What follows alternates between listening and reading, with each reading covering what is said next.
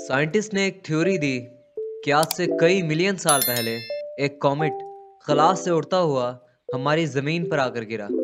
इस कॉमेट में ज़िंदगी के खुलिये मौजूद थे और इसी कॉमेट की वजह से आज हमारे प्लेनेट अर्थ पर ज़िंदगी मौजूद है।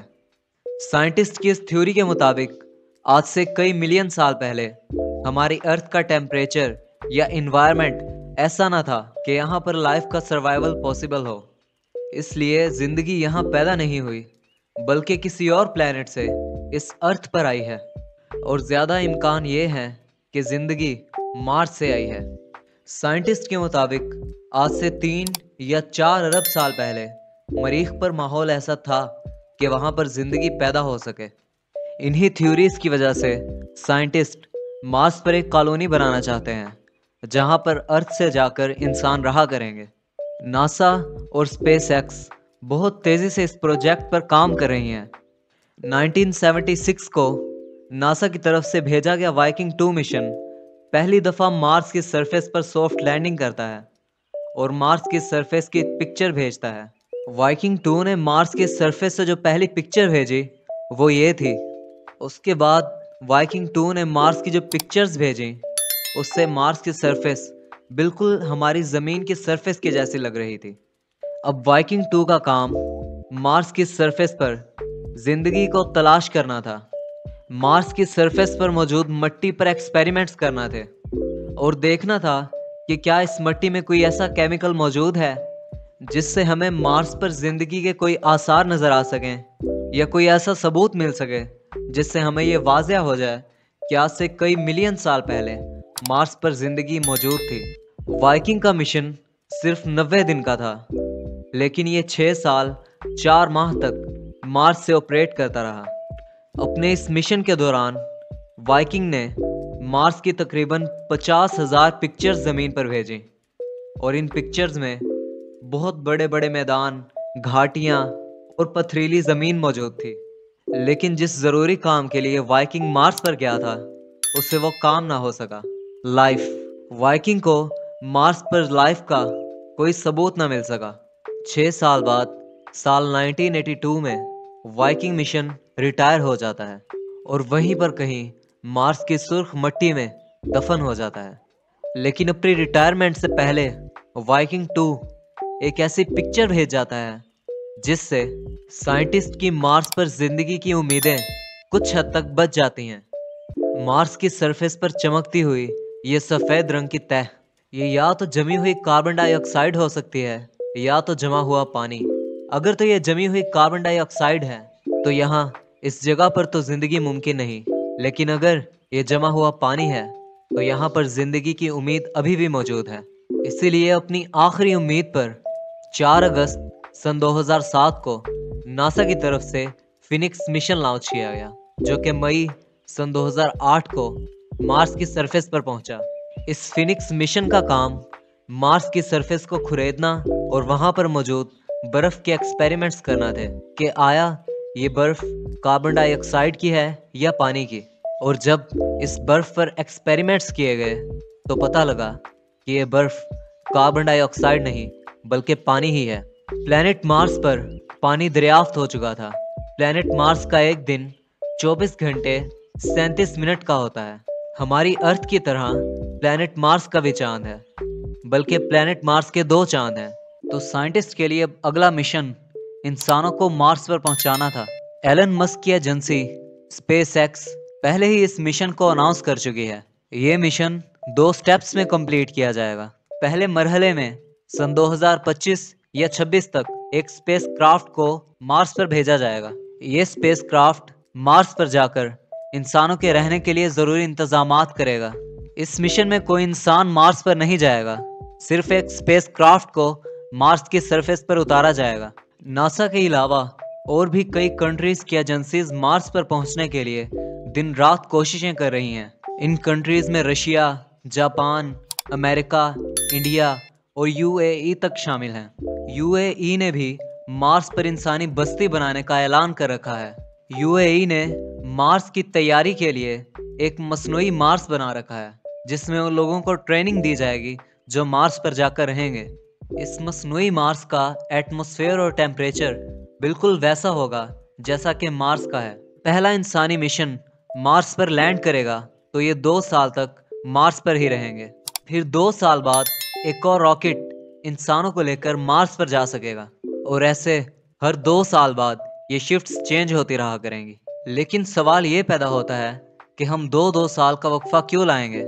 ये देखें, ये ऐसा वक्त है जब मार्स हमारी ज़मीन के करीब तरीन होता है और मार्स का हमारी ज़मीन से फासला तकरीबन 5 करोड़ किलोमीटर होता है। और इसके बाद हमारी ज़मीन और मार्स के दरमियान फासला बढ़ता रहता है और यहाँ तक कि एक वक्त ऐसा आता है जब हमारा फासला मार्स से 40 करोड़ किलोमीटर तक हो जाता है और हमारी ज़मीन को वापस मार्स के करीब आने में 2 साल का अरसा लग जाता है। इसलिए हर मिशन को मार्स पर तब ही भेजा जाएगा जब मार्स का हमारी ज़मीन से फासला कम तरीन होगा। वो इसलिए ताकि वक्त और पैसे का ज़्यादा कम से कम हो सके। मार्स पर जाने के लिए इंसान जो मिशन भेजेंगे वो सीधा मार्स पर लैंड नहीं करेंगे, बल्कि मार्स पर लैंड करने से पहले वो मून पर लैंड करेंगे। ये नासा का मून मिशन है और इसमें हम चांद को एज अ स्टेशन या स्टॉप यूज करेंगे। नासा के मिशन मून के मुताबिक मून को जमीन से मार्स पर जाने वाले मिशंस के दरमियान में एक बेस के तौर पर इस्तेमाल किया जाएगा।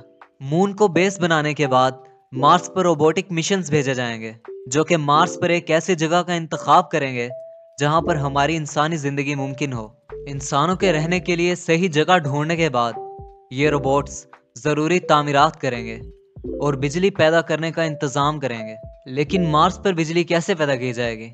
हमारी ज़मीन पर तो डैम्स को टरबाइन लगाकर बिजली पैदा की जाती है, लेकिन मार्स पर तो ऐसे कोई डैम्स मौजूद नहीं है। तो क्या सूरज की रोशनी से बिजली पैदा की जाएगी? ये भी मुमकिन नहीं। मार्स का सूरज से फासला हमारी ज़मीन से भी करोड़ों किलोमीटर ज़्यादा है और इसी वजह से मार्स पर सूरज की उतनी तपिश नहीं पहुंचती जितनी हमारी ज़मीन पर पहुंचती है। और दूसरी बात यह कि मार्स के इर्द गिर्द हर वक्त मिट्टी के तूफान उठते रहते हैं, जिसकी वजह से सूरज की रोशनी मार्स की सतह पर नहीं पहुंच सकती और मार्स पर कई कई दिन तक सूरज की रोशनी नहीं पड़ती। तो ऐसे में क्या फॉसल फ्यूल से इलेक्ट्रिसिटी पैदा की जाएगी? लेकिन ये बात भी तकरीबन नामुमकिन लगती है। कैसे ज़मीन से इतना ज़्यादा फ्यूल मार्स पर ले जाया जाएगा? मरीख पर सबसे आसानी से बिजली बनाने का तरीका एटमिक घर हो सकता है। तो ज़मीन से पहला मिशन जो मार्स पर जाएगा वह ज़मीन से बिजली घर का सारा सामान लेकर जाएगा, जैसा कि एटमी रिएक्टर और न्यूक्लियर फ्यूल। अगर ये मिशन कामयाब रहा तो इस बिजली घर से मरीख पर इतनी बिजली पैदा की जा सकेगी कि पहली इंसानी बस्ती को कम से कम 3 साल के लिए बिजली फ्री मिल सकेगी।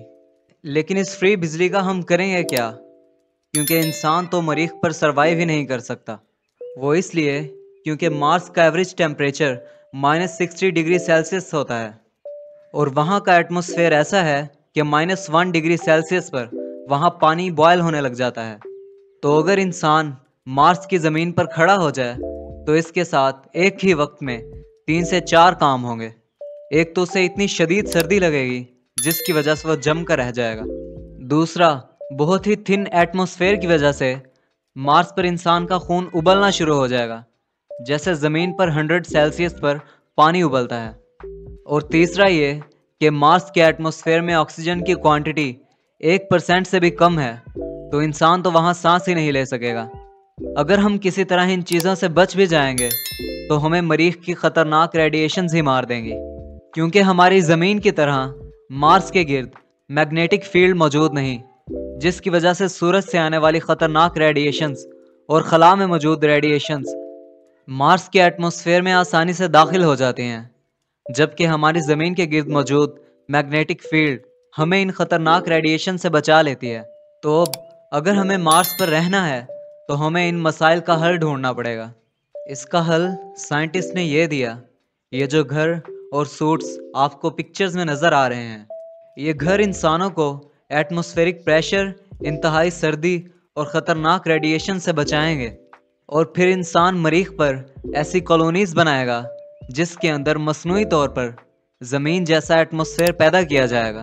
ये घर और कॉलोनीज़ इंसान को ख़तरनाक रेडिएशन से बचाएंगी और ऑक्सीजन मुहैया करेंगी। अब सवाल ये पैदा होता है कि इंसान वहाँ पर खाएंगे क्या? मरीख पर तो कुछ भी उगाना मुमकिन नहीं। इसके लिए एक्वापोनिक्स टेक्निक यूज़ की जाएगी। ये एक ऐसी तकनीक है जिसमें मछलियाँ और सब्जियाँ एक साथ रखी जाती हैं। इस तकनीक में होता यह है कि मछलियों के वेस्ट से पौधे फ़ायदा उठाते हैं और मछलियों का पानी पौधे साफ करते हैं। ये तरीका अभी भी दुनिया में कई जगहों पर इस्तेमाल किया जा रहा है और इंसान मरीख पर मौजूद बर्फ़ को पिघलाकर पानी पिया करेगा। एक और मसला जो साइंटिस्ट के मुताबिक मरीख पर जाने वाले लोगों को पेश आ सकता है वो ये है कि लोग रोज़ एक ही तरह के काम करके और एक ही तरह की शक्लें देखकर तंग आ जाएंगे। इसका हल साइंटिस्ट ने यह निकाला कि मार्स पर भी एक बेस बनाई जाएगी जहां से वापस ज़मीन की तरफ रॉकेट लॉन्च किया जा सकेगा। तकरीबन हर 2 साल बाद मरीख से लोगों को ज़मीन पर वापस भेजा जाएगा और मज़ीद नए लोगों को मार्स पर ले जाया जाएगा। लेकिन एक मसला ऐसा है जिसका साइंटिस्ट को अभी तक कोई सोल्यूशन नहीं मिला। अगर इन 2 सालों के दरमियान मार्स पर गए किसी शख्स को मदद की ज़रूरत पड़ती है तो ये मदद 2 साल से पहले मार्स पर नहीं पहुंच सकती।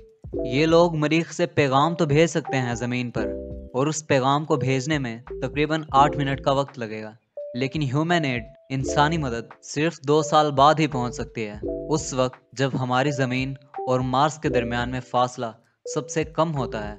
ये सब तो हमारे शॉर्ट टर्म प्लान हैं, लेकिन क्या इंसान मार्स पर जाकर अपनी सारी ज़िंदगी इन हाउसेस में गुजार देगा? ऐसा हरगिज़ नहीं। हमारे लॉन्ग टर्म प्लान्स कुछ और हैं। मार्स पर कुछ ऐसी फैक्ट्रियां लगाई जाएंगी जो मार्स के माहौल को आलूदा करेंगी और मार्स पर टेम्परेचर के इजाफे का बायस बनेंगी। इसके बाद मार्स के गिर्द एक मसनूई मैग्नेटिक फील्ड पैदा की जाएगी और फिर मरीख पर मौजूद कार्बन डाइऑक्साइड को बम मार मार के या किसी और तरीके से पिघलाया जाएगा ताकि ये कार्बन डाइऑक्साइड हवा में शामिल हो सके। इस सारे प्रोसेस को टेराफार्मिंग कहते हैं।